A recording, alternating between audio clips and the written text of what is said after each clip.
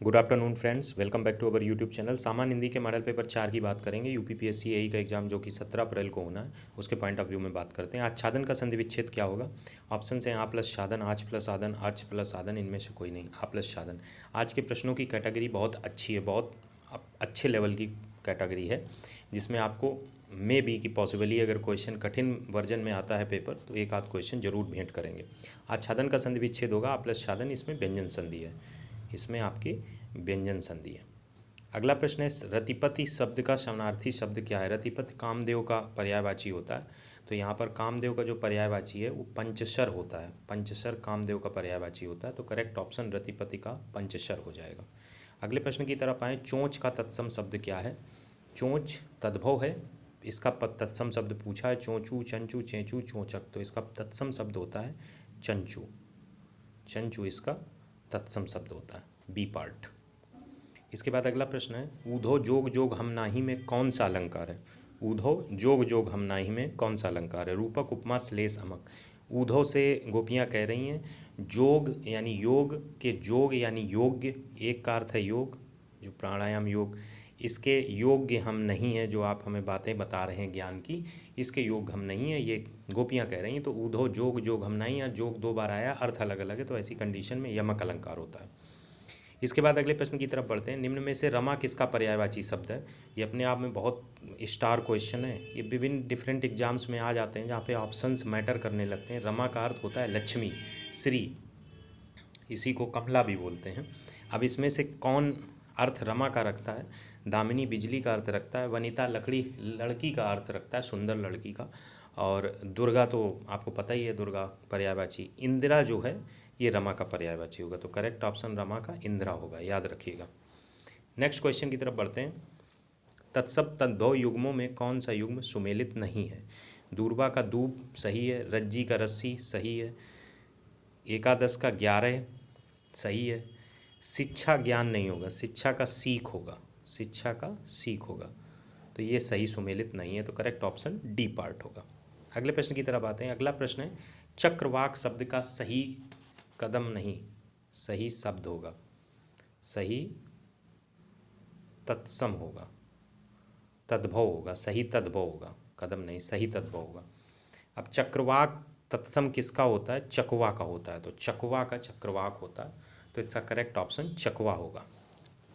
अगले प्रश्न की तरफ बढ़ते हैं। अगला प्रश्न है, वह राहुल को पुस्तक देता है, इस वाक्य में कौन सी क्रिया है? सकर्मक, द्विकर्मक, अकर्मक, प्रेरणार्थक क्रिया। अगर वह राहुल को कुछ देता है तो यहाँ पे दो कर्म हो रहे हैं, पुस्तक है और दी भी जा रही है, तो ये द्विकर्मक क्रिया में आएगी। सकर्मक, द्विकर्मक और अकर्मक में राहुल को पुस्तक देता है वह, तो ये द्विकर्मक क्रिया में आएगा, किसी तीसरे का इन्वॉल्वमेंट हो रहा, पुस्तक एक है, वह है, और वहाँ पे राहुल भी है, तो इसका करेक्ट ऑप्शन बी पार्ट होगा। इसके बाद अगला क्वेश्चन है, मेरी माँ भोजन स्वयं बनाती है में कौन सा सर्वनाम है? संबंधवाचक सर्वनाम, निजवाचक सर्वनाम, अनिश्चयवाचक सर्वनाम, पुरुषवाचक सर्वनाम। तो जब ये स्वयं वर्ड आ जाता है तो यहाँ पर निजवाचक सर्वनाम होता है। यहाँ पे कन्फ्यूज ना होइए कि मेरी माँ है तो संबंधवाचक हो जाएगा, स्वयं अपने आप यहाँ गवाही दे रहा है कि ये निजवाचक सर्वनाम में आता है, तो इसका करेक्ट ऑप्शन बी पार्ट होगा। बिन किस भाषा का उपसर्ग है? बिन किस भाषा का उपसर्ग है? बिन हिंदी भाषा का उपसर्ग है। गलती मत करिए, उर्दू आपको लगेगा भले, लेकिन बिन जो है हिंदी भाषा का उपसर्ग है। उपसर्ग में प्रश्न अक्सर फंसा देते हैं, उपसर्ग प्रत्यय के प्रश्न अक्सर फंसा देते हैं, लेकिन बिन जो है वो हिंदी भाषा का उपसर्ग है। बिन में संस्कृत भाषा के उपसर्ग संस्कृत के भी होते हैं, उर्दू के भी होते हैं, अंग्रेजी के भी होते हैं, यहाँ पर हिंदी भाषा का उपसर्ग है। अगला प्रश्न है, त्रिलोचन ने कामदेव को भस्म कर दिया, इस वाक्य में त्रिलोचन में कौन सा समास है? ऑप्शन है द्विग समास, बहुब्रीहि समास, तत्पुरुष समास, कर्मधारय समास। अगर सिर्फ त्रिलोचन लिखा हो तो एक बार उसमें कहा भी जा सकता है द्विग समास, लेकिन जो वाक्य है वो यहाँ पर ये कह रहा है कि कामदेव को भस्म कर दिया, और ये काम सिर्फ शिव का है। तो कभी कभी क्या होता है, कुछ शब्द ऐसे होते हैं जिनके दोनों अर्थ निकलते हैं, एक तो वो उस अर्थ में भी आएंगे कि ये द्विगु समास हैं, और उस अर्थ में भी आएंगे कि बहुब्रीहि समास हो, त्रिलोचन अर्थात शिव, तो यहाँ पे बहुब्रीहि समास होगा। अगर सिर्फ त्रिलोचन शब्द लिखा होता, बहुब्रीहि ऑप्शन में नहीं होता, तो द्विग समास एकदम करेक्ट ऑप्शन होता। तो इस समास वाले जो चेंजमेंट होता है इसको थोड़ा ध्यान रखिए। कुछ जगह पर्टिकुलर वर्ड में दो समास होते हैं, कहीं कर्मधारय भी होगा, बहुब्रीहि भी होगा, ठीक है। तो इस चीज़ को याद रखिए। तो त्रिलोचन ने कामदेव को भस्म कर दिया, तो इस बात की गवाही हो रही है कि यहाँ त्रिलोचन का अर्थ शिव के रूप में लिया जाए, तो सोबरी समास होगा। इसके बाद पूछा गया ढ़ा का उच्चारण स्थान क्या है। टा वर्ग का उच्चारण स्थान मूर्धा होता है। टा वर्ग का उच्चारण स्थान मूर्धा होता है और टा ठा डाढ़ा ढ़ा में ही ढ़ा आता है, तो इसका करेक्ट ऑप्शन ए पार्ट होगा।